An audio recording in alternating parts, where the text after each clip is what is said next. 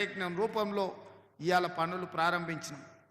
ఈ నగరానికి తాగునీటి సమస్య ఎద్దడి ఉంటుంది అని కృష్ణానది జలాలను 3 విడతలుగా, గోదావరి జలాలను హైదరాబాద్ నగరానికి కాంగ్రెస్ పార్టీ తరలించింది. ఇవాళ ఔటర్ రింగ్ రోడ్డు రావడంతో మహబూబ్ నగర్, రంగారెడ్డి జిల్లా, మెదక్ ప్రాంతంలో భూములు వేల రూపాయలకి ఎకరాలు దొరికేది ఇవాళ 100 కోట్ల రూపాయలకి ఎకరం అయ్యింది అంటే ఈ ఔటర్ రింగ్ రోడ్డు అంతర్జాతీయ ఎయిర్పోర్టు రావడమే.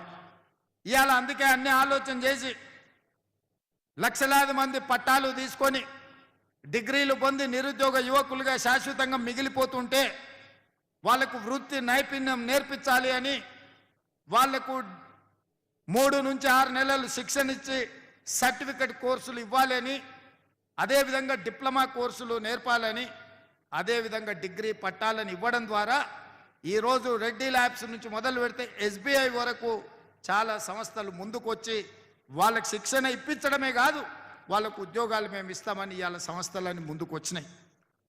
అందుకే ఈరోజు స్కిల్ యూనివర్సిటీలో మీకు అడ్మిషన్ వచ్చిందంటే మీకు ఉద్యోగం గ్యారంటీ అని చెప్పి నేను మాట ఇస్తున్నా.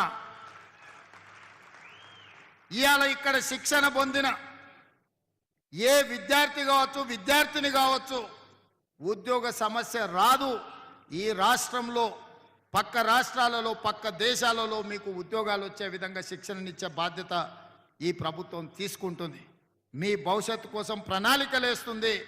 మనము మన రాష్ట్రానికే కాదు, పక్క రాష్ట్రాలకు, పక్క దేశాలకు, ముఖ్యంగా గల్ఫ్ కార్మికులుగా పోయి ఈరోజు మోసపోతున్న దళారుల మధ్యలో మోసపోతున్న వాళ్ళకు కూడా శిక్షణ ఇవ్వడం ద్వారా మిడిల్ ఈస్ట్ కంట్రీస్లో కన్స్ట్రక్షన్ నుంచి మొదలు పెడితే మెడికల్ అండ్ హెల్త్లో కూడా మన వాళ్ళను ఇవాళ ఉద్యోగ అవకాశాలు కల్పించడానికి మనం అన్ని రకాల ప్రయత్నాలు చేస్తున్నాం.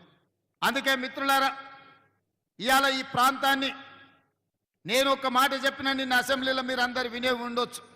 హైదరాబాద్ నగరాన్ని నవాబులు కట్టి ఉండొచ్చు, సికింద్రాబాద్ నగరాన్ని బ్రిటిషర్తో పాటు చాలామంది అభివృద్ధి చేసి ఉండొచ్చు, సైబరాబాద్ నగరాన్ని చంద్రబాబు నాయుడు, రాజశేఖర రెడ్డి గారు నిర్మించి ఉండొచ్చు.